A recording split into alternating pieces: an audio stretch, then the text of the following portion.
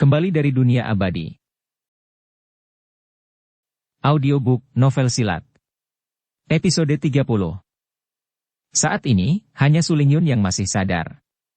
Sejak awal, dia tidak percaya dengan apa yang dikatakan Li Hongji, jadi dia berbicara dengan suara rendah. Presiden, anak saya tidak akan pernah bisa menjadi dokter, mungkinkah Anda salah? Li Hongji menjawab dengan ekspresi serius. Tidak. Aku tidak salah. Dia berada di Pulau Jingmen beberapa hari yang lalu, dan adikku berkata bahwa orang itu pasti dia. Sulingyun menoleh untuk melihat Tang Xiu dan bertanya dengan suara rendah. Xiu katakan padaku, apakah kamu berada di Pulau Jingmen beberapa hari yang lalu? Katakan yang sebenarnya. Sambil mendesah dalam hati, Tang Xiu berkata sambil tersenyum paksa. Bu, aku memang berada di Pulau Jingmen beberapa hari yang lalu dan orang yang menyembuhkan anak yang sakit itu adalah aku juga. Aku tidak memberitahumu sebelumnya karena aku merasa tidak perlu. Aku biasanya merasa bosan ketika tidak ada yang harus kulakukan jadi aku sering membolak-balik buku kedokteran. Tapi aku tidak menyangka bahwa informasi yang tertulis di buku itu benar. Jadi, aku bisa menyembuhkan penyakit anak itu secara tidak sengaja. Setelah mengatakan itu, dia menatap Li Hongji dan melanjutkan. Mari kita hentikan masalah ini sekarang. Selain itu, ibuku terluka dan dia perlu istirahat. Li Hongji menatap Tang Xiu dengan saksama. Dari sikap Tang Xiu, dia bisa tahu bahwa dia benar-benar enggan menjadi dokter tamu di rumah sakit medis Tiongkok. Meskipun dia tampaknya sengaja menghindari ibunya, dia memang tidak ingin ibunya tahu bahwa dia adalah seorang ahli dalam pengetahuan medis. Kelas bangsal VIP Departemen Rawat Inap lebih tinggi daripada bangsal biasa. Tidak hanya kamar tunggal yang luas, tetapi juga ada perawat-perawatan khusus yang bertanggung jawab atas perawatan pasien. Tang Xiu telah lama mengetahui bahwa ada kasta, kelas sosial yang membagi orang berdasarkan tingkatan. Tetapi dia tidak menyangka bahwa perbedaan antara keduanya begitu besar.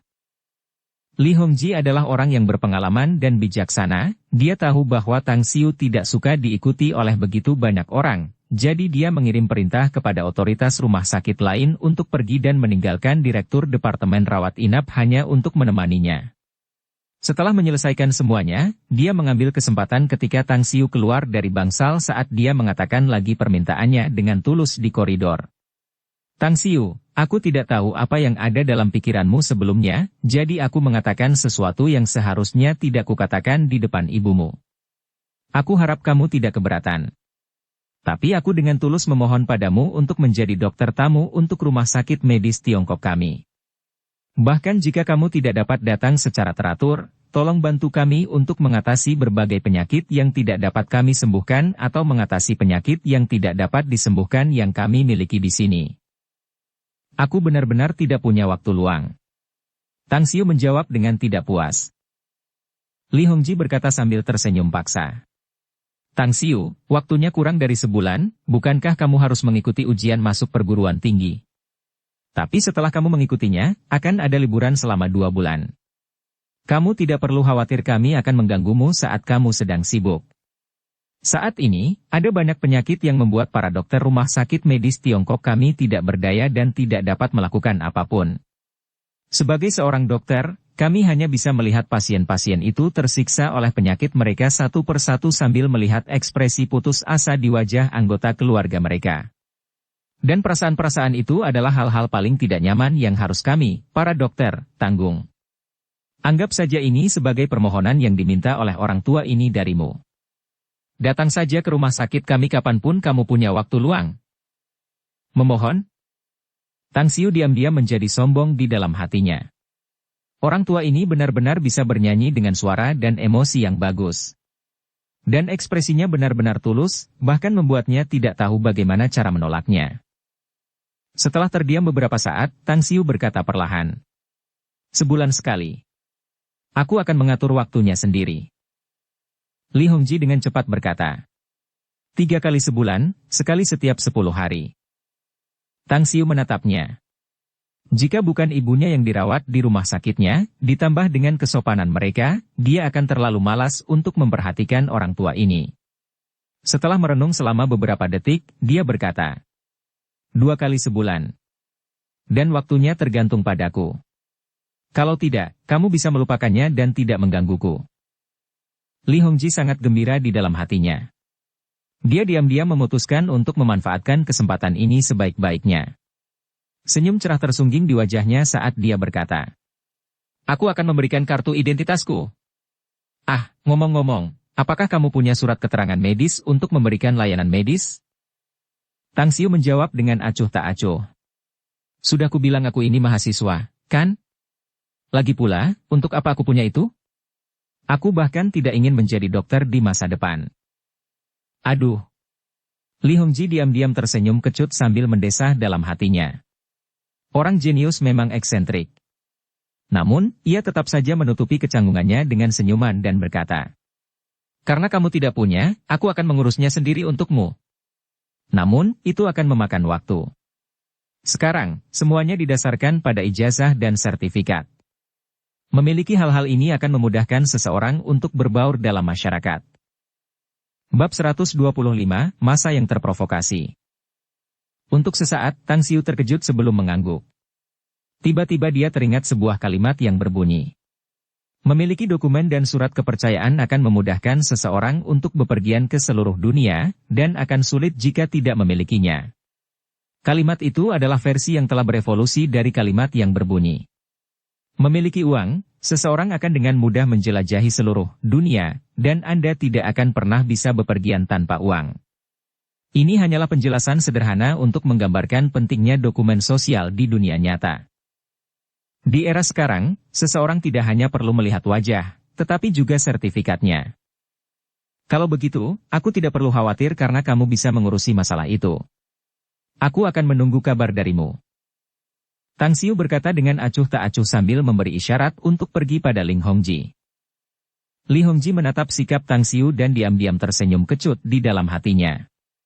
Memikirkan bahwa dia, murid pribadi dokter ilahi yang bermartabat, presiden Rumah Sakit Medis Tiongkok Kota Bintang, seorang master ahli dan profesor bidang medis, tidak punya pilihan selain tunduk di hadapan Tang Xiu, itu tidak terduga. Dasar bajingan tangguh. Sekalipun kultivasi mental dan spiritualnya telah mencapai prestasi tinggi, tetapi hati Li Hongji tetap tidak tega mengeluarkan kata-kata kotor seperti itu. Bersamaan dengan kepergian Li Hongji dan Direktur Departemen Rawat Inap, Tang Xiu kembali menatap Ban Shou, Ding Zi, dan yang lainnya. Kemudian, dia berbicara dengan nada yang dalam. "Sekarang, ceritakan semuanya secara terperinci. Bagaimana mungkin Tilong itu berkonflik denganmu? Dia bahkan berani memukul ibuku?" Sedikit amarah terpancar di wajah Ban Shou saat dia berkata, "Kemarin siang, kami sedang membantu di restoran. Dan karena pelanggan kami terlalu banyak, ada antrean tamu yang panjang. Jadi Tilong yang membawa beberapa orang bersamanya, ingin kami mengusir beberapa tamu yang telah menempati meja. Big Boss tidak mau melakukannya, jadi Tilong mulai memukuli orang-orang. Saat itu, kami berempat berada di dalam restoran, jadi kami tidak berkelahi dengan mereka, tetapi kemudian Big Boss terluka. Setelah itu, mereka mengusir semua pelanggan restoran, mereka bahkan mulai menghancurkan restoran. Setelah kami mengirim Big Boss ke rumah sakit dan kemudian bersiap untuk keluar membeli kebutuhan sehari-hari, kami diserang oleh lebih dari 20 orang di pintu depan. Jadi kami kembali ke rumah sakit setelah dipukuli dengan kejam. Tilong juga mengancam bahwa, kecuali Big Boss bersujud kepadanya untuk meminta maaf dan mengganti kerugian spiritual dan emosionalnya, dia akan selamanya membuat kita tinggal di rumah sakit. Dan jika kita mencoba meninggalkan rumah sakit bahkan hanya dengan satu langkah, mereka akan memukuli kita dengan kejam. Ding Zi pernah mencoba keluar dan dia pernah dipukuli sekali." Tang Xiu tertawa terbahak-bahak dan berkata berulang kali, "Bagus, bagus, bagus. Mereka memang orang baik, ya. Mereka pernah menindas orang lain dan tiba-tiba ingin menindas lebih banyak lagi. Kalian berempat tinggallah di rumah sakit dengan patuh. Aku akan mengurus masalah ini dengan Tilong." Ban Shou segera berkata, "Bos, Anda harus berhati-hati. Saya tahu Anda sangat kuat dan kemampuan bertarung Anda luar biasa. Namun, Tilong memiliki akar yang dalam. Saya telah mengirim seseorang untuk bertanya-tanya, dia memiliki banyak kekuatan dan pengaruh di Star City. Dia bukan hanya seorang kepala kontraktor buruh yang cukup kuat, dia juga memiliki sekelompok penjahat di bawahnya, dan mereka juga terkait erat dengan mereka yang ada di dunia bawah. Tang Xiu menyipitkan matanya sambil berkata sambil mencibir. Hanya jika dia cukup kuat, dia akan bisa menemaniku bermain dan membuatku puas. Kau tidak perlu khawatir tentang apapun. Di dunia ini, musuh yang bisa membuat Tang Xiu ini takut, mungkin hanya sedikit. Dia tidak sedang membual. Meskipun dia memang harus lebih banyak berkultivasi untuk memperkuat basis kultivasinya, tetapi kemampuan membunuhnya, jika dia mengatakan bahwa dia bukan yang pertama, tidak ada yang berani mengatakan bahwa mereka adalah yang kedua. Teknik pembunuhan siluman, menyerang dengan jimat kertas, dia bahkan mampu membunuh puluhan ribu musuh dengan seni racun. Dia pernah menjelajahi dunia abadi dan berbaur dengan orang-orang sesat dan orang-orang paling rendah di masyarakat terendah, yang menggunakan banyak cara tipu daya dan metode. Berikan aku informasi rinci tentang Tilong itu. Oke. 10 menit kemudian, Tang Xiu telah mendapatkan info tentang Tilong. Dia bukan orang yang pasif, dan lebih suka mengambil inisiatif untuk mengalahkan musuh. Ini adalah gaya Tang Xiu. Setelah keluar dari departemen rawat inap, Tang Xiu merasa sangat pusing. Dia tidak punya mobil, dan menangani masalah ini sangat merepotkan tanpanya. Jadi dia mempertimbangkan bahwa setelah dia mengikuti ujian masuk perguruan tinggi, apakah dia harus mengikuti ujian untuk mendapatkan SIM? Hah! Ketika Tang Xiu baru saja keluar dari pintu depan rumah sakit medis Tiongkok, indera tajamnya menangkap kehadiran beberapa anak muda yang bergerak semrawut di sekitarnya. Sesekali mereka menatapnya. Rambut mereka diwarnai dengan pakaian aneh. Mereka juga tampak memiliki sesuatu di balik lengan baju mereka, yang tampaknya seperti pentungan dan senjata lainnya. Seharusnya mereka... Raut wajah Tang Xiu berubah dingin saat dia dengan cepat mengunci salah satu penjahat muda yang paling menonjol dan melewatinya. Hei bocah nakal, kemarilah. Tang Xiu berhenti di luar, 6 atau 7 meter di depannya, sambil menunjukkan jari tengahnya untuk memprovokasi dia. Pemuda berambut panjang yang diwarnai ungu keabu-abuan itu, dan memakai beberapa anting di telinganya. Ia tidak tampan, dan memiliki beberapa bekas luka yang menandai sebagian kejayaan sejarah hidupnya. Hal yang paling memuakkan darinya adalah ia memiliki bau parfum yang menyengat namun juga memakai lensa kontak kosmetik. Siapa yang kau panggil bajingan? Pemuda itu menatap Tang Xiu seraya menghardik dan berjalan perlahan ke arahnya. Tang Xiu berkata dengan acuh tak acuh. Aku tidak ingin memukul orang yang salah, jadi aku ingin bertanya padamu. Kau anjing peliharaan Tilong, bukan? Kalau begitu, panggil teman-temanmu dan ikuti aku. Untuk sesaat, pemuda itu menatap kosong sambil tertawa terbahak-bahak sedetik setelahnya. Saudara-saudara, apakah kalian mendengar apa yang dikatakan bajingan sialan ini? Dia ingin kita mengikutinya. Hahaha. Kalian benar sekali bahwa Big Daddy ini adalah orangnya Big Brother Long. Dasar idiot, kalian tahu Big Brother Long, bukan? Kalau kalian tidak idiot, berlututlah dan bersujudlah kepada kami dan teriaklah kakek. Kau benar-benar beruntung karena ini gerbang depan rumah sakit. Tang Xiu mencibir. Pemuda itu memutar matanya. Cara dia memandang Tang Xiu seperti dia memandang orang bodoh.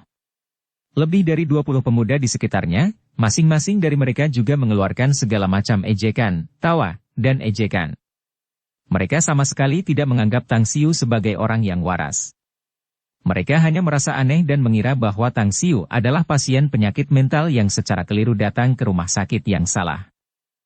Hei bocah nakal, rumah sakit jiwa ada di lingkar luar timur. Tempat ini adalah rumah sakit medis Tiongkok. Jika otakmu sakit parah, kau harus segera pergi ke rumah sakit jiwa. Minggir sana, ayah besar ini tidak punya keinginan untuk menghajar orang gila sepertimu. Untuk membuat mereka marah, Tang Xiu menghasut agar mereka berkelompok untuk memukulinya di tempat umum. Kemudian, dia berbicara dengan ekspresi acuh tak acuh. Kalian semua memiliki penyakit mental, bahkan seluruh keluarga kalian gila. Kalian semua seharusnya menjadi penjahat lokal, bukan? Lalu kalian, 18 generasi leluhur penjahat lokal kalian juga orang-orang yang gila dan sakit mental. Apa-apaan ini? Pemuda itu tercengang. Dan para preman muda lainnya di sekitarnya juga saling memandang dengan cemas. Tidak pernah dalam mimpi mereka pernah berpikir bahwa Tang Xiu bahkan berani mengutuk mereka. Dalam sepersekian detik kemudian, seorang pemuda jangkung yang sedang minum susu kedelai membanting kotak susu ke arah Tang Xiu sambil mengangkat kakinya untuk menendangnya. HM. Tang Xiu dengan mudah menghindari kotak susu kedelai yang dilemparkan kepadanya. Niat membunuh di dalam hatinya meningkat beberapa poin. Kakinya melayang dan menendang ke belakang, kecepatannya bahkan lebih cepat daripada pemuda itu beberapa kali lipat lebih cepat dan langsung menendang dadanya. Engah! Darah menyembur dari mulut pemuda itu. Matanya memutih saat tubuhnya terlempar terbalik sejauh 7 atau 8 meter. Meskipun Tang Xiu tidak menendangnya hingga tewas, tendangan itu telah memberinya luka dalam yang parah karena ia langsung pingsan setelah menghantam tanah. Lebih dari 20 preman muda di sekitarnya langsung tersadar dari keadaan linglung mereka. Setelah melihat rekan mereka dengan mudah ditumbangkan oleh Tang Xiu dan langsung pingsan, mereka tiba-tiba tersengat listrik. Namun, mereka mengira 2 tinju sulit untuk melawan 4 tangan. Bahkan jika Tang Xiu memiliki sedikit kekuatan, tetapi tetap saja dia tidak akan mampu menahan pukulan dari mereka semua. Ah Qiang, Huzai, Dadong, Xiao Yang, kalian berempat temani bocah ini berlatih. Dia berani memukul saudara kita. Aku ingin melihatnya berapa banyak beban yang bisa dia pikul. Seorang pria berusia lebih dari 30 tahun yang sedang bersandar di dekatnya berbicara dengan tatapan dingin, menunjuk beberapa anggota gengnya untuk memilih siapa yang akan mengajari Tang Xiu.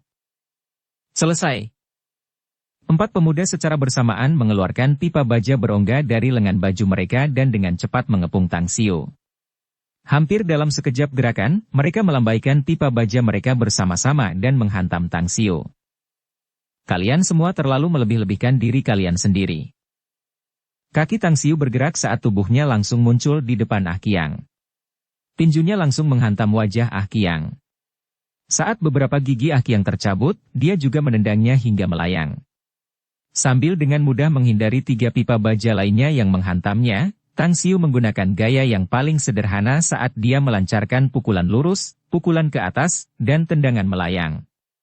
Dari gerakan pertama dan serangan combo setelahnya, hanya butuh waktu tidak lebih dari 5 detik saat 3 pengganggu muda lainnya juga terkena dan jatuh ke tanah. Terlebih lagi, dia bersikap kasar dan kejam dalam tindakannya karena setiap orang di antara mereka mengalami beberapa patah tulang.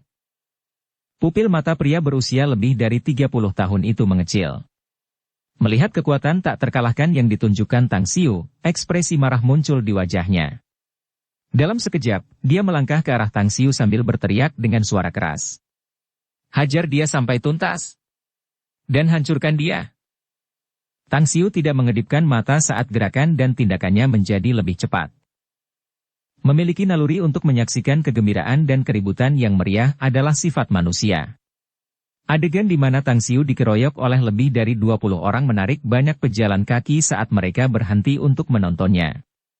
Setelah Tang Xiu dengan mudah memukul dan menjatuhkan 5 preman muda, banyak orang menunjukkan ekspresi terkejut dan dengan cepat menjadi berdebar-debar dan takut ketika mereka melihat bahwa hampir 20 pemuda bersenjata menyerbu ke arah Tang Xiu. Mereka menyaksikan adegan itu dengan hati yang penuh dengan kecemasan dan kegelisahan untuk Tang Xiu. Anak muda itu benar-benar sial. Kok bisa dapat masalah sebesar itu? Dia memang jago bertarung, bahkan bisa merobohkan 5 penjahat sekaligus. Tapi sekarang, jumlahnya hampir 20 orang, tidak mungkin bisa dilawan dengan kekuatan 1 orang. Para penjahat ini sudah keterlaluan, bahkan terang-terangan melakukan kejahatan yang begitu kejam di depan gerbang rumah sakit. Apa mereka tidak takut akan dihukum oleh hukum? Apa kau tidak tahu bahwa kejadian yang sama terjadi tadi pagi? Seorang pemuda tertabrak di depan pintu masuk rumah sakit ini dan sepertinya bajingan-bajingan itu yang melakukannya. Mereka benar-benar keterlaluan, tetapi pihak rumah sakit bahkan tidak bertindak. Bagaimana mereka bisa mencegahnya? Mereka memukuli orang-orang di luar rumah sakit. Lagi pula, saat petugas keamanan rumah sakit datang, para penjahat itu pasti sudah kabur setelah memukuli orang-orang. Jadi kemana mereka harus mencarinya? Hari ini, polisi sudah datang, tetapi orang-orang itu lari dan naik taksi seolah-olah mereka sengaja menghindari polisi. Saya benar-benar ingin menolong pemuda itu dan mengusir para penjahat itu. Di siang bolong dan siang hari yang cerah ini, para bajingan sialan itu sudah terlalu merajalela. Tang Xiu bertindak sangat cepat. Tinjunya menghantam tubuh mereka saat tubuhnya bergerak secepat kilat. Meskipun dia hanya menggunakan 10% dari kekuatannya, hanya dalam waktu kurang dari 10 detik, hampir 20 preman muda telah tersungkur. Bahkan mereka yang memiliki beberapa keterampilan bela diri, terluka parah dan memuntahkan darah. Tubuh para pengganggu muda itu meringkuk di mana-mana, dengan ratapan menyakitkan dan menyedihkan keluar dari mulut mereka, dan masing-masing dari mereka berada dalam kondisi yang sangat menyedihkan. Pipa baja jatuh ke samping sementara senjata tajam terlihat di mana-mana di tanah. Pada saat ini, seluruh lingkungan berubah menjadi sunyi senyap saat mata para penonton membesar seperti piring. Mereka tanpa sadar mengangkat tangan untuk menutupi mulut mereka. Itu adalah pemandangan yang mengejutkan. Masing-masing dari mereka dapat dengan jelas merasakan bahwa jantung mereka berdebar lebih cepat, tubuh mereka bahkan menjadi lemah. Rasa yang mengerikan dan mendebarkan itu, seperti gelombang pasang yang menyapu hati setiap orang. Dukung channel Novel Silat dengan subscribe, follow, like, komen dan share. Bab 126, Dipukuli Berat. Dengan tatapan dingin yang terpancar dari matanya, Tang Xiu berdiri di tengah-tengah para preman muda yang terkapar di sekelilingnya. Kebencian di hatinya belum juga sirna. Di bawah tatapan mata semua orang, dia berjalan selangkah demi selangkah dan mematahkan pergelangan tangan para preman muda satu persatu. Kalian semua adalah serangga yang mengganggu masyarakat. Bajingan sialan yang hanya berani menggertak yang lemah dan takut pada yang kuat. Karena bajingan seperti kalian semua tidak takut dengan sanksi hukum, maka aku akan melawan kekerasan dengan kekerasan, membiarkan kalian semua yang tidak mampu mengangkat senjata selama sisa hidup kalian lagi. Jadi kalian akan menghabiskan sisa hidup kalian menyesali apa yang telah kalian lakukan. Lebih dari 20 pemuda pengganggu gemetar hebat saat mendengar suara patah tulang, meratap lebih keras. Beberapa yang takut, memohon, tetapi Tang Xiu mengabaikan mereka seolah-olah dia tidak mendengarnya. Ekspresi ketakutan terlihat di wajah pria berusia lebih dari 30 tahun itu. Dia tidak melarikan diri setelah terluka, dan hanya menatap Tang Xiu dengan wajah penuh kewaspadaan dan ketidakberdayaan. Namun, setelah melihat tindakan yang begitu kejam dan tidak berperasaan, dia takut, dan menyesal tidak berbalik dan melarikan diri. "Kau, jangan mendekat!" Pria itu tanpa sadar melangkah mundur sambil berteriak, memperhatikan Tang Xiu yang datang ke arahnya selangkah demi selangkah. Tang Xiu tersenyum dingin dan muram. Dia melangkah dan berlari cepat dalam sekejap, dan muncul di depan pria itu. Dia menampar pria itu dengan keras, dan bersamaan dengan suara tulang pipi pria itu patah, tubuhnya terbang terbalik. Tang Xiu melakukan tindakan sebelumnya saat dia melangkah maju dan mematahkan pergelangan tangan pria yang pingsan itu.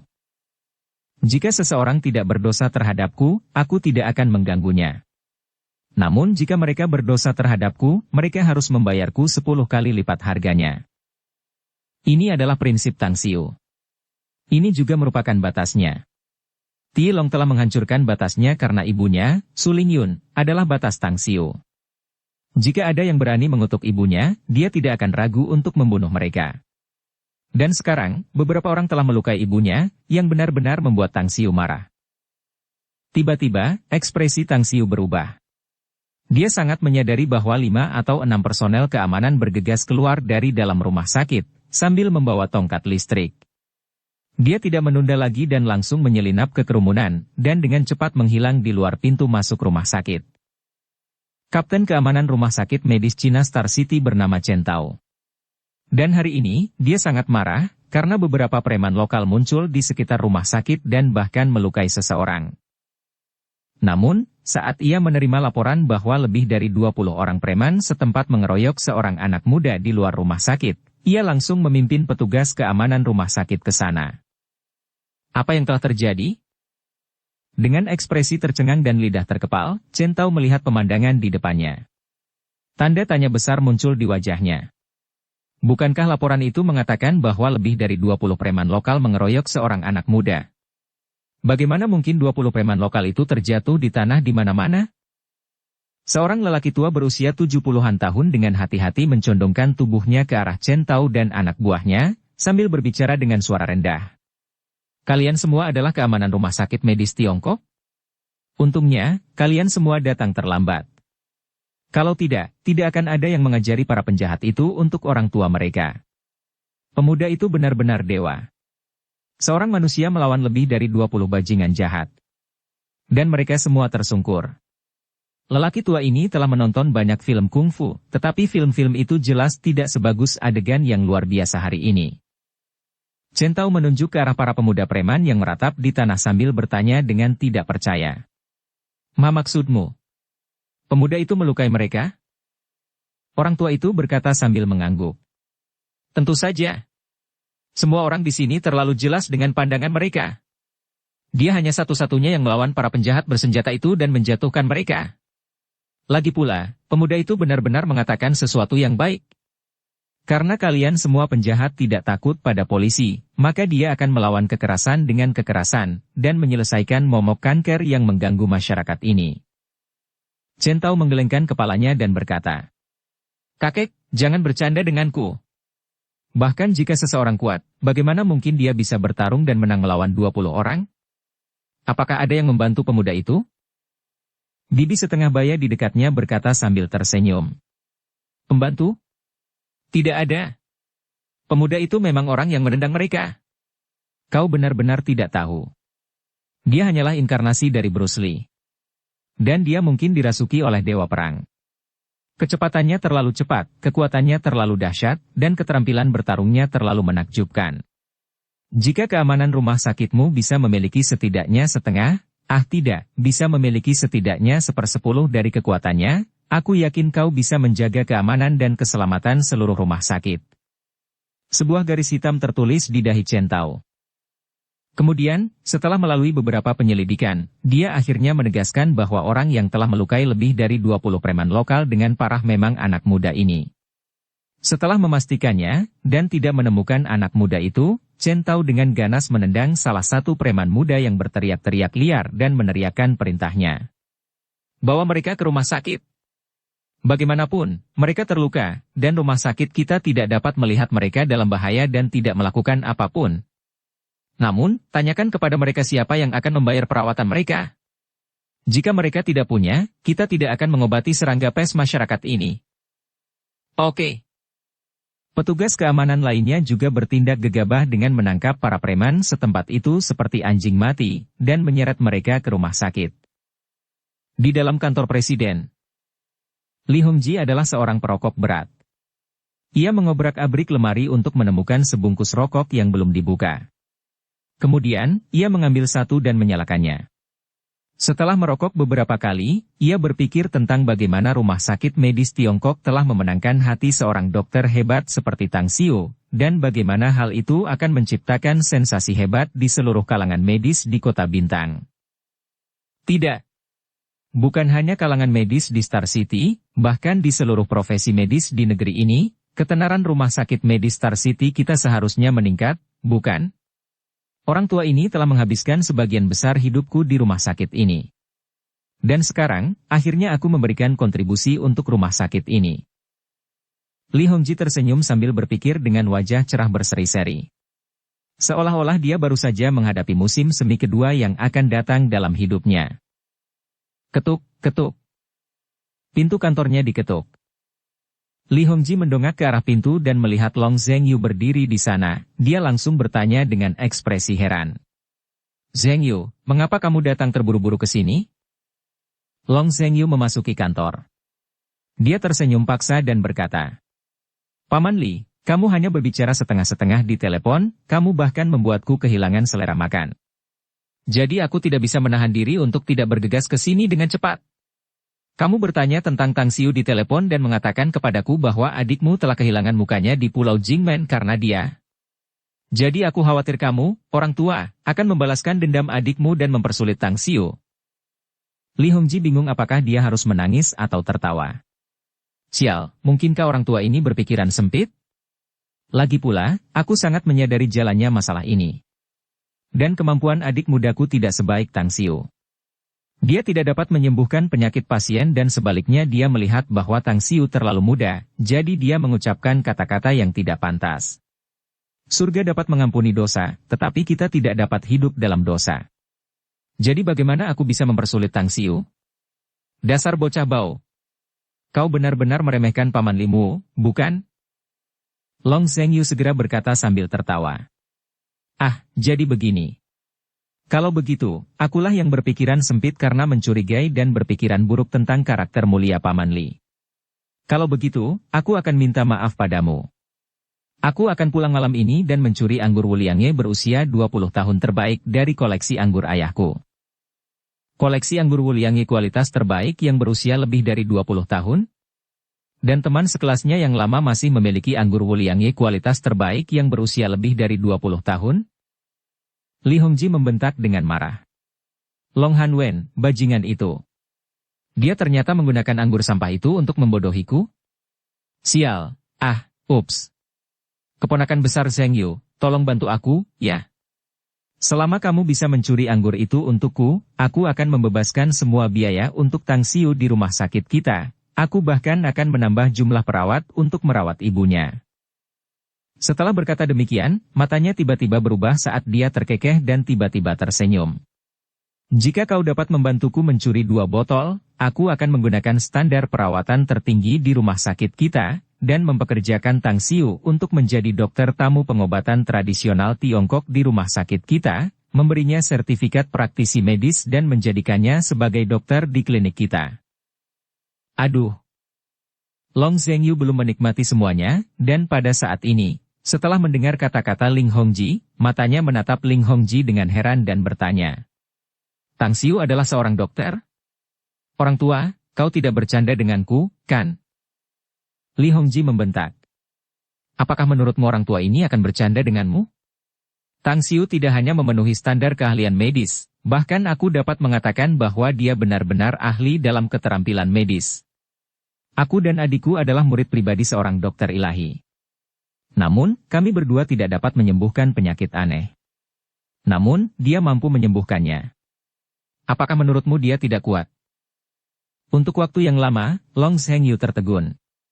Setelah itu, dia hanya tersenyum kecut dan berkata, Paman Li, sebelumnya aku hanya tahu bahwa Tang Xiu adalah orang dengan kemampuan yang luar biasa. Namun, aku tidak pernah menyangka bahwa dia bisa sekuat ini sampai tingkat yang tidak terpikirkan. Aku baru mengenalnya baru-baru ini, tetapi aku sering melihat dan mendengar prestasinya yang legendaris. Aku tahu bahwa dia tidak terduga, dia hampir bisa melakukan apa saja. Presiden, telah terjadi kecelakaan. Seorang dokter berjas putih berlari masuk ke dalam kantor. Li Hongji mengerutkan kening sambil berteriak dengan nada yang dalam. Apa yang membuatmu panik? Keluarlah. Ketuk pintunya. Wajah dokter itu membeku saat ekspresi ketakutan muncul di wajahnya. Dia dengan patuh keluar dari pintu.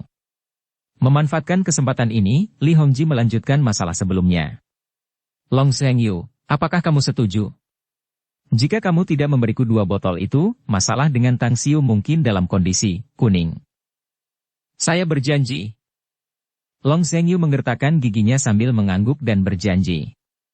Meskipun koleksi anggur Wuliangye terbaik milik ayahnya hanya 2 botol itu. Namun, ia memutuskan bahwa setelah mencurinya, ia akan segera memberitahu ayahnya, membiarkannya melakukan segala cara untuk merebutnya kembali, atau mengambilnya kembali untuk diminum bersama. Setelah itu, masalah itu tidak akan berhubungan dengannya lagi. Rencana liciknya membuahkan hasil, sehingga suasana hati Li Hongji membaik. Ia mendengar ketukan di pintu, melambaikan tangannya dan berkata, Masuklah. Apa yang ingin kau katakan padaku? Kau tampak sangat panik. Dokter itu berkata cepat. Presiden, saya baru saja bersiap untuk pulang kerja. Namun, di pintu masuk rumah sakit, saya melihat lebih dari 20 penjahat berkelahi dengan seorang pemuda. Pemuda itu tampak seperti Tuan Tang Xiu. Saya tahu itu karena saya juga pergi ke departemen rawat inap bersama Anda dan melihatnya di sana. Pada saat yang sama, wajah Li Hongji dan Long Zhengyu berubah drastis. Mereka berdua sangat peduli pada Tang Xiu. Tanpa ragu, mereka bergegas menuju pintu dan bergegas keluar. Apakah kamu sudah memberitahu petugas keamanan? Kapten Chen sudah memimpin tim penjaga keamanan dan pergi ke sana. Namun, Presiden, jangan pergi dengan cemas. Saya belum selesai melapor. Dokter berjas putih itu berteriak. Li Hongji sudah berlari sedikit ke arah luar sambil berkata pada saat yang sama. Katakan padaku saat kita sedang berjalan. Senyum paksa tersungging di wajah dokter berjas putih itu. Bahkan, dia cukup terkejut melihat presiden begitu peduli pada Tang Xiu. Sambil mengikuti Li Hongji dari dekat, dia berkata perlahan. Presiden, saya kebetulan melihat perkelahian di luar, yang persis terjadi saat Tuan Tang dikeroyok oleh 20 penjahat itu. Pada akhirnya, Tuan Tang melukai mereka dengan parah, sementara dia sendiri selamat tanpa cedera. Ke-20 penjahat yang terluka itu kini telah ditangkap oleh petugas keamanan rumah sakit kami, dan semuanya telah dibawa ke rumah sakit dan akan diberi perawatan. Bab 127, yang disebut teman. Katakan apa? Li Hongji mengira pendengarannya bermasalah, bahkan langkah kakinya pun tiba-tiba terhenti. Ia mengedipkan matanya sambil menatap dokter berjas putih dan berkata dengan marah. Apa kau bercanda denganku? Tang Xiu sendiri telah membuat lebih dari 20 penjahat terluka parah. Apa kau waras? Apa kau berbicara dalam mimpimu? Dokter berpakaian putih itu berkata sambil tersenyum paksa. Presiden, apakah Anda pikir saya berani berbohong kepada Anda? Bahkan jika Anda memberi saya lebih banyak keberanian, saya tidak akan berani melakukannya. Saya menyaksikannya sendiri, ilmu bela diri Tuan Tang sangat hebat. Dia benar-benar telah melukai lebih dari 20 penjahat. Dan gerombolan itu adalah gerombolan yang telah mengeroyok seseorang di depan pintu masuk rumah sakit pagi ini. Li Hongji menjawab dengan marah. Omong kosong. Siapa yang bisa melawan lebih dari 20 orang? Apakah menurutmu aku bisa percaya bahwa 2 tinju mampu melawan 4 orang? Long Zhengyu di samping berkata sambil tersenyum masam. Paman Li, mungkin apa yang dikatakannya benar. Sejauh yang aku tahu, Tang Xiu memang seorang seniman bela diri, dan bahkan cukup kuat. Li Hongji menatap kosong sejenak. Kemudian, dia berkata dengan tidak percaya. Bahkan jika dia seorang seniman bela diri dan sangat kuat, bagaimana dia bisa memukul lebih dari 20 orang? Bahkan pasukan khusus yang sudah pensiun, apakah mereka bisa melakukannya? Bahkan kepala sekolah bela diri terbesar di Star City, Grandmaster Sekolah Bela Diri Magnificent Dragon Jiang Feng, apakah dia bisa melakukan itu? Long Zhengyu berkata dengan tenang. Jika kemampuan medis Tang Xiu tidak lebih baik dari adikmu, apakah kau akan berpikir bahwa kemampuan medis Tang Xiu lebih kuat dari adikmu? Ini, Li Hongji terdiam. Long Zhengyu menatap dokter berjas putih dan bertanya. Di mana Tang Xiu sekarang? Dokter berjas putih itu berkata. Setelah Tuan Tang melukai orang-orang itu, dia segera pergi. Saya tidak tahu di mana dia sekarang. Long Zhengyu mengangguk dan kemudian mengeluarkan ponselnya untuk menelepon Tang Xiu. Ada apa? Suara dingin Tang Xiu terdengar dari telepon. Long Zhengyu berkata. Tang Xiu, aku di rumah sakit medis Tiongkok Star City. Kudengar kau telah melukai lebih dari 20 preman muda di luar pintu masuk rumah sakit. Apakah ini nyata? Ya. Long Zhengyu menjawab dengan marah. Siapa mereka? Aku akan membantumu menyelesaikannya. Tang Xiu langsung menolak. Saya akan menyelesaikan masalahnya sendiri. Terima kasih atas niat baik Anda. Nada telepon terputus terdengar dari teleponnya, dan senyum paksa terukir di wajah tampan Long Zhengyu. Dia sangat memahami kepribadian Tang Xiu. Di salah satu gedung hiburan kelas atas di Star City. Di dalam ruang pribadi KTV yang didekorasi mewah, meskipun rumah judi telah dibuka kembali, Ti Long jelas sedikit linglung. Tangannya tidak lagi sebagus sebelumnya. Ti, kurasa kau tak perlu membiarkan imajinasimu menjadi liar. Baik itu berkah atau malapetaka, kau bisa bersembunyi jika itu bencana. Namun sekarang yang harus kau lakukan adalah bersiap untuk itu. Jika mereka yang menyelidikimu memiliki latar belakang yang kuat, maka kau harus segera lari. Jika mereka lemah, maka permainkan mereka sesukamu. Panik pada gerakan dan ancaman sekecil apapun dari musuh hanya akan membuat pikiranmu kacau. Itu akan merepotkanmu dan membuatmu bingung. Pria besar setengah baya itu mengeluarkan sebatang rokok dan berkata dengan ringan. Orang satunya juga berkata, ya. Kalau lawannya kuat sekali, kita juga tidak berdaya meskipun ingin menolong. Tapi kalau mereka selevel dengan kita bisa bekerja sama untuk menginjak-injaknya. Jadi, kamu harus bersiap terlebih dahulu. Kalau musuh diam saja, ya diam saja. Tapi kalau musuh bergerak, ya bergerak saja. Tilong mengangguk dengan ekspresi serius dan berkata, "Apa yang kau katakan masuk akal. Sepertinya aku terlalu banyak bertanya. Saat ini, aku telah menyinggung terlalu banyak orang, menyebabkan aku harus selalu waspada. Kalau tidak, aku tidak tahu kapan seseorang akan menusukku dari belakang." Setelah mengatakan itu, Tilong melemparkan kartunya ke atas meja. Ia menatap salah satu pria paruh baya dan berkata, "Saya telah menyiapkan 4 juta yuan untuk mengambil proyek tempat parkir di sebelah Star Park Plaza. Adakah di antara kalian yang tertarik untuk mengambil proyek ini bersama saya?" Dering-dering-dering. Bersamaan dengan memudarnya suara Tilong, telepon genggamnya berdering lagi. Tilong mengerutkan kening. Ia meraih telepon, dan setelah tersambung, ia bertanya, "Apa yang terjadi?" Setelah beberapa saat, Tilong tiba-tiba berdiri dari kursinya dengan ekspresi terkejut di wajahnya, berteriak, "Apa yang kau katakan padaku? Seseorang membuat lebih dari 20 orang terluka parah? Kau ini idiot atau aku?" "Apa? Serius?" "Aku mengerti." Tilong menutup telepon. Kemudian, dia menatap ketiga orang lainnya dengan wajah pucat dan berbicara dengan nada rendah. "Semuanya, kali ini aku takut aku benar-benar telah memancing masalah. Dan masalah ini adalah masalah yang benar-benar tidak pernah aku duga sebelumnya." "Masalah apa?" Di antara salah satu di antaranya, ekspresinya bergerak dan langsung bertanya. Tilong berkata, "Apakah kau ingat apa yang pernah kukatakan padamu? Kemarin aku pergi ke restoran untuk makan. Dan mereka tidak memberiku meja. Jadi aku melukai bos restoran dan stafnya, serta menghancurkan restoran itu. Karena aku masih marah, aku mengirim lebih dari 20 orang untuk menunggu di pintu masuk depan rumah sakit medis Tiongkok untuk menunggu mereka. Selama mereka keluar, orang-orang yang kukirim harus menghajar mereka. Dan tadi, orang-orang yang kukirim, semuanya lebih dari 20 orang, semuanya terluka parah. Apa latar belakang mereka? Tidak ada petunjuk." Tilong tersenyum paksa. Ia menggelengkan kepala dan berkata, "Terlepas dari apapun latar belakangnya, masalah kali ini tidaklah kecil. Apa kau percaya bahwa orang yang mengacaukan lebih dari 20 orang anak buahku hanyalah seorang pemuda berusia 20-an? Sungguh jahat. Bagaimana mungkin seorang saja bisa mengacaukan lebih dari 20 orang dan membuat mereka terluka parah? Mungkinkah orangmu berbohong padamu? Bahkan mereka yang sudah pensiun dari pasukan khusus, atau kepala sekolah bela diri Shenglong, Jiang Feng, mereka tidak akan mampu melakukan itu, kan?" Salah satu dari mereka berkata. Tilong menggelengkan kepalanya dan berkata, "Orang-orangku tidak akan pernah berani berbohong kepadaku.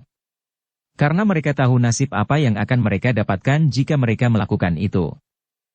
Tiga orang lainnya saling memandang dengan cemas. Perasaan mengerikan juga mulai tumbuh di dalam hati mereka. Jika lawan juga mengirim lebih dari 20 orang dan mengalahkan pasukan Tilong, mereka mungkin tidak menganggapnya sebagai masalah. Namun, poin pentingnya adalah pihak lawan hanya mengirim 1 orang.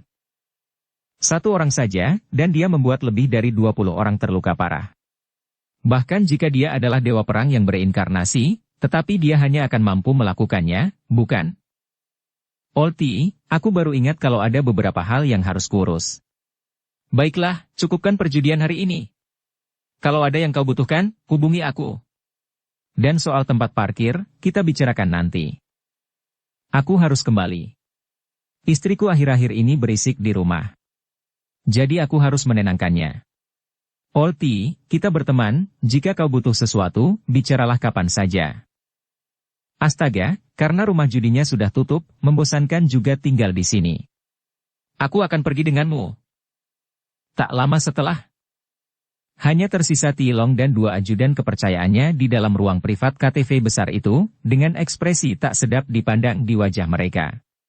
Sambil melihat ke belakang 3 orang yang disebut teman-temannya, yang meninggalkannya, Tilong dengan paksa mengambil sebotol minuman keras dan menghancurkannya berkeping-keping dengan kemarahan di seluruh wajahnya. Namun, hatinya bagaikan cermin yang jernih. Teman-teman yang disebut ini sebenarnya adalah sekelompok orang dengan kepentingan yang saling terkait. Setiap orang saling memanfaatkan dan mencari keuntungan sendiri. Begitu sesuatu terjadi, dan itu benar-benar bencana, kalimat yang sebenarnya terjadi adalah, semuanya terbang sendiri oleh bencana besar yang akan segera terjadi. Betapa kejamnya menindas yang lemah dan takut kepada yang kuat, bajingan sialan. Sampah yang tidak memiliki kebenaran dan keadilan. Tie Long mengumpat dengan marah sebelum berbalik dan duduk di sofa. Segalanya telah berada di luar kendalinya dan dia perlu memikirkan apa yang harus dia lakukan selanjutnya. Pertama, dia harus menyelamatkan dirinya sendiri. Keselamatannya harus terjamin, kalau tidak, saat ia bertemu dengan bajingan kecil yang kejam dan tak kenal ampun itu. Mungkin saat itu, bahkan jika ia tidak mati, ia akan terbuang sia-sia. Kedua, menyelidiki identitas pihak lain. Seperti kata pepatah, kenali diri sendiri dan kenali musuh, barulah Anda akan selalu menang dalam pertempuran. Sekarang, situasi saat ini adalah, dia berada di dalam terang dan musuh berada di dalam kegelapan. Dia harus mengklarifikasi identitas musuh untuk bersiap melawan atau melarikan diri. Ketiga, persiapkan diri terlebih dahulu dan hadapi musuh secara langsung. Sudah terlambat untuk menebus semuanya. Ketiga sahabatnya malam ini adalah veteran kawakan yang telah melalui pengalaman yang menantang selama puluhan tahun. Mereka memiliki pemikiran yang cermat dan licik seperti rubah. Saran mereka sangat tidak mungkin salah. Jadi dia harus meningkatkan kewaspadaannya dan bersiap menghadapi api dan mempertaruhkan nyawanya. Tie Long mengangkat tangannya untuk menyentuh dagunya sementara cahaya di matanya yang berpikir menjadi lebih terang. Dia sendiri berasal dari keluarga yang sangat bersih, dan dia tidak memiliki sesuatu untuk diandalkan dari bisnis keluarga sebesar itu di masa lalu. Dia hanya memiliki keberanian dan otak untuk merencanakan dalam hidupnya. Setelah berpikir sejenak, dia meraih teleponnya dan menghubungi nomor temannya. Dasi, ku dengar kau punya beberapa teman dengan orang-orang dari sekolah bela diri Magnificent Dragon, ya? Apa kau bisa membantuku untuk menengahi dan membangun hubungan dengan mereka dan membiarkanku bertemu dengan mereka? Aku punya sesuatu yang ingin ku minta dari mereka. Jangan khawatir tentang keuntunganmu. Begitulah, mari kita bertemu di ruang makan Long, dan aku akan mentraktirmu makan siang. Tie Long menyingkirkan teleponnya karena ekspresi tersenyum di wajahnya seperti air pasang surut. Dia menatap kedua bawahannya sambil berbicara dengan nada yang tenggelam. Panggil beberapa orang, pergi dan tunggu di ruang makan Long. Dan suruh mereka membawa senjata. Kami akan segera bertindak jika situasinya berubah. Dan kalian berdua juga harus membawa senjata. Jutaan orang berlatih seni bela diri saat ini, dan tidak pernah sekalipun ayah besar ini mendengar bahwa ada orang yang mampu memblokir peluru. Kedua lelaki jangkung dan kekar itu saling menatap dengan ekspresi garang di wajah mereka. Mereka mengangguk berulang kali dan dengan berat. Kemudian, mereka semua keluar dari ruang pribadi. Di rumah sakit medis China Star City. Dua mobil polisi meraung saat memasuki tempat parkir di depan gedung rumah sakit. Cheng Shuimei yang gagah berani dan tampak tangguh melangkah keluar dari mobil polisi dan bergegas menuju Kapten Regu Keamanan Rumah Sakit, Chen Tao. Kapten Chen, kita bertemu lagi. Cheng Shuimei melangkah maju beberapa langkah dan berbicara dengan ekspresi datar. Dengan senyum yang sedikit bingung dan meminta maaf, Chen Tao berkata, Kapten Cheng, saya tidak menyangka Anda akan menghormati kami dengan kehadiran Anda hari ini. Apakah Anda memiliki sesuatu yang penting dengan datang ke rumah sakit medis Tiongkok kami, dan sesuatu yang dapat saya bantu? Cheng Shuimei mengerutkan kening dan berkata, hentikan aksi konyolmu itu, oke? Kantor polisi terdekat menerima laporan bahwa lebih dari 20 preman muda mengepung dan mengeroyok seorang anak muda di depan pintu masuk rumah sakit, mirip dengan situasi di pagi hari. Orang-orang itu lari dan tidak berani muncul. Dan di mana mereka yang memukuli anak muda beberapa saat yang lalu?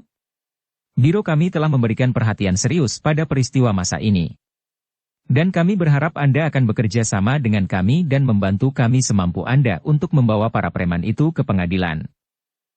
Chen Tao telah menerima perintah penting dari atasan rumah sakit, bahwa dia tidak boleh membocorkan identitas Tang Xiu. Jadi dia berbicara omong kosong sambil menggertakkan giginya dan berkata sambil tertawa kering. Petugas Cheng, saya pikir Anda salah, bukan? Semuanya tenang, tidak ada yang terjadi di sini. Apakah beberapa gangster muda yang baru saja mengeroyok dan memukuli orang di suatu tempat di komunitas? Anda.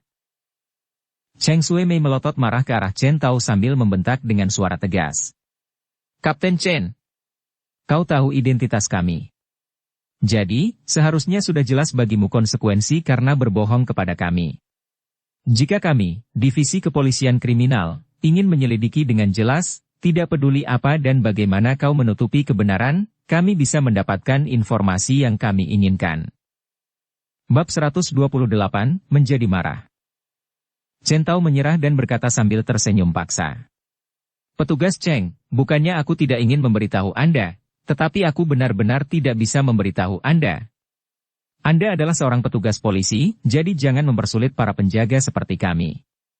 Aku akan bertanggung jawab untuk memberitahu Anda satu hal.